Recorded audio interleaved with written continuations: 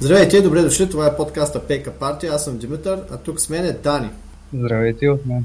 Да започнем като честитим новата година на всички наши слушатели и след това преминем към какво записваме днес. Малко се забавихме, но днес ще запишем Западен свят, или иначе казано Westworld, сезон 1, епизод 10 или финалът. На сезон. Финалът на сезона, да. Тъй като мина малко време, а ти го гледа втори път, този път... Преди месец. Добре. Този път ти ще движиш нещата като че ли, защото имаш по-пресъзнание. Добре. До някъде, т.е. аз ще те задам въпроси, ти ще отговаряш. Добре. Така по-научи. Както обикновено, започваме с хубавите неща. Mm-hmm. Това, което аз се спомням, е, че нашата теория, че мъжът в бяло е мъжът в черно, се потвърди и аз бях много щастлив. И аз?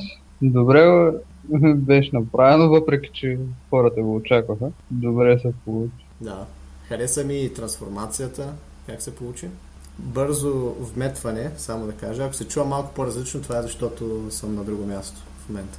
Някой да ни каже, този пък записва от някаква пещера. Може пък да е пещера наистина. Тялската гърба. Така, друго, което видяхме в епизода, беше знакът SW, което се вижда на момент, където имаме роботи самураи и изглежда сякаш те строят парк с азиатска тематика, а именно SW може да стои за Samurai World или нещо подобно. Какво мислиш за това? Това ли да очакваме в бъдещи сезони? Най-вероятно това ще да. И не мисля, че парка го строят, а той си е построен. Има си няколко парка, това по него разбрахме. От бележката, която Феликс даде на Мей за това къде се намира дъщеря. Пише парк 1, сектор еди кой си. Щом пише парк 1, това означава, че има няколко парка. Мислиш ли, че ще направят така, че всеки сезон ще се развива в различен парк? Дано да не го направят така, защото но ще се разводни цялата работа. Доколкото разбирам от хора, които са гледали American Horror Story, там е нещо подобно. Така че този сериал е сравнително сполучлив. Може и този да се получи. Но аз бих желал да са навързани нещата. Да. И дори ако преминават към друг парк, нека този да е главния и от тук да тръгнат за нататък. А не всеки сезон да гледаме нещо различно и да трябва да навлизаме с 95% нови персонажи и така нататък. Точно. Лично аз много искам това да не е краят на мъжът в черно. Да не е за последен път да го виждаме. Няма да. Но най-вероятно е умрял. Не. Искаш да кажеш, че няма да е последния път, когато го виждаме? Да.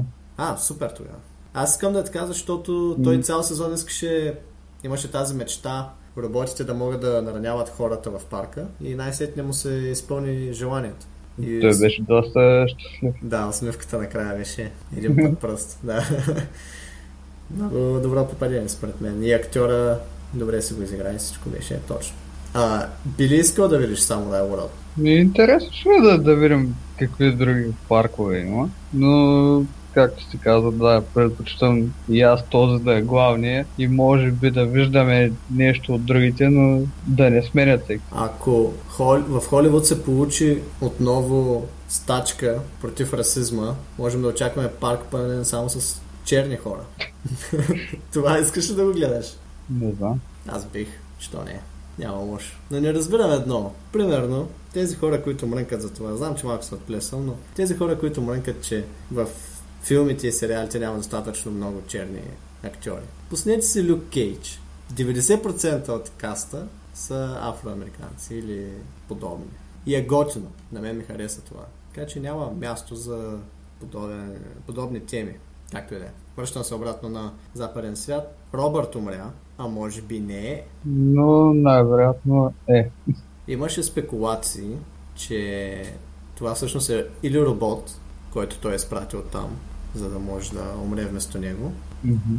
Или ще има робот, който ще вземе неговото място. Да, хората предполагат, че този робот, който видяхме в старата лаборатория, е той, реално. Това дето аз мислех, че ще е Терез. Mm-hmm. Ама не мисля, че ще го направят. Няма да има смисъл.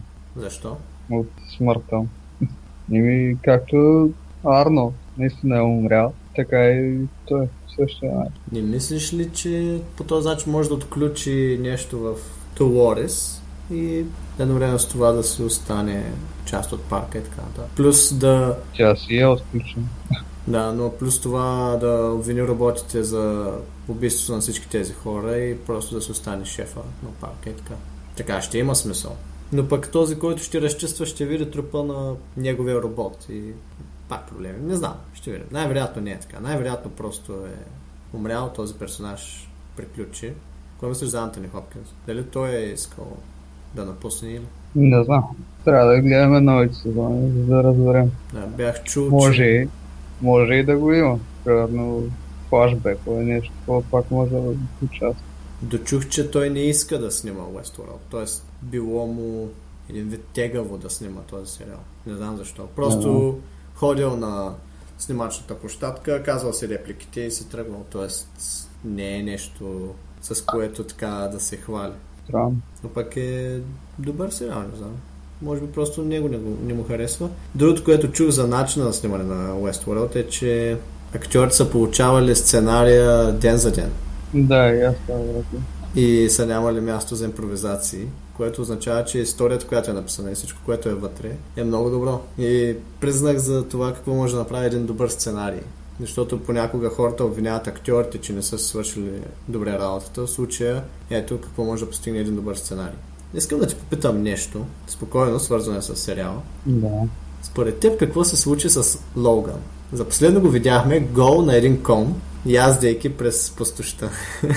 Но какво се случва? Излезна ли се от парка? Той е почнал да говори явно нещата, които Уилям е направил, ама никой не му е повярвал. Видяхме, че не той е бил шеф на компанията. Кой е бил? Уилям. Баща му е прехвърлил компанията на него. И най-вероятно единствено жена на Уилям, сестрата на Логан, единствено тя му е повярвала. Това също го разбрах, защото тя се е самоубила. Да. И само тя го е виждала като лошо. Добре, с това приключват моите хубави точки. Да те питам за нещо лошо, което беше според мен в финала. И е само лошо, защото имам чувството, че го очаквахме супер много време. Те си градяха историята за това нещо, как Мейв ще избяга от парка. И на мен лично ми стана гадно и се почувствах малко глупаво, след като тя седна на влака, беше щастлива, че ще се тръгне, но в крайна сметка стана и се върна обратно. И един вид този сезон малко беше така на вятър, развитието с нея специално. Какво мислиш, че по въпрос? Не знам дали беше на празно това цялото развитие или тогава просто се откъсна от сценария, който беше заложен. Защото по сценарий тя трябваше да напусне парк. Ага. Така беше програмирана. Ясно. Но тя реши да остане. Значи мислиш, че в крайна сметка тя придоби по този начин изкуствения интелект, който търсиш. Да. И волята. Свободната воля.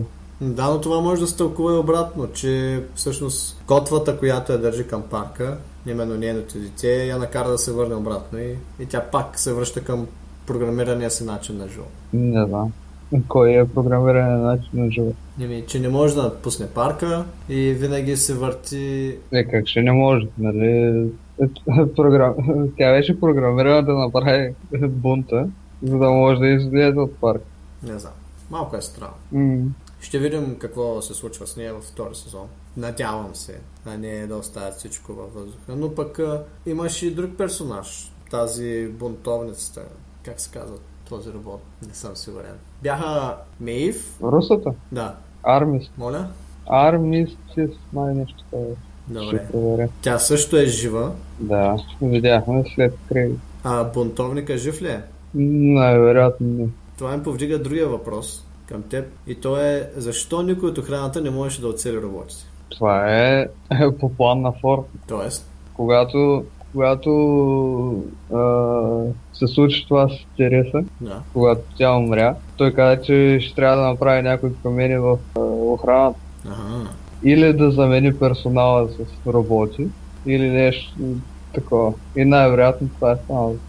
Пък те може би са се били роботи, просто ги е направят по-тъпи.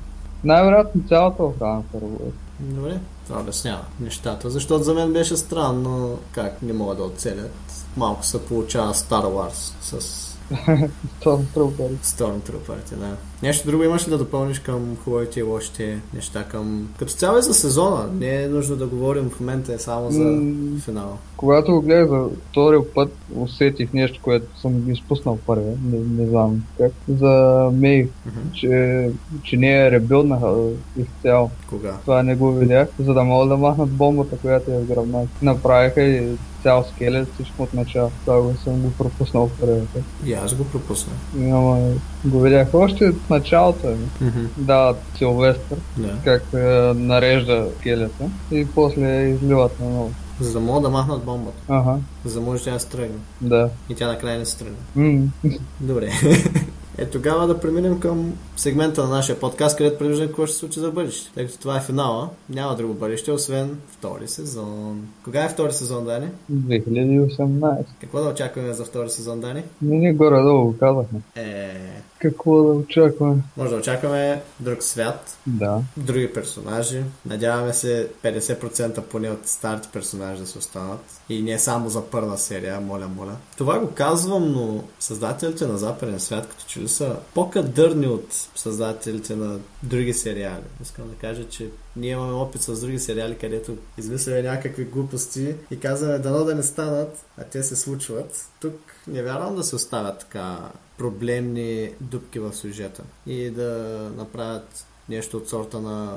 това всичко беше старата история, сега ще ви разкажем нова история в този нов сезон. Ще е доста глупаво. И това го казвам, но ето точно сега, мисля, че Вчера излезна втория епизод на Шерлок, ако не се лъжа. Но сега върви Шерлок отново, при положение, че имахме 2 години чакане. И там започна да заляза. Почнаха да правят филъри, където аз си мислех, че няма да се стигне до там. Все пак и онова шоу беше добро. Имаше огромен потенциал, имаше огромна гледаемост. То все още има, но... Това е проблем на Стивън Мофат.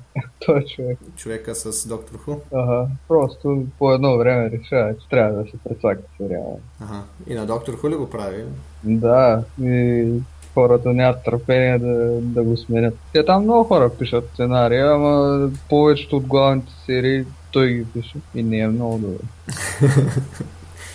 Добре, мисля, че с това сумираме нашия подкаст. Имаше глупави шеги, имаше малко хейт по нечия адрес. Мисля, че направихме всичко, за което сме тук.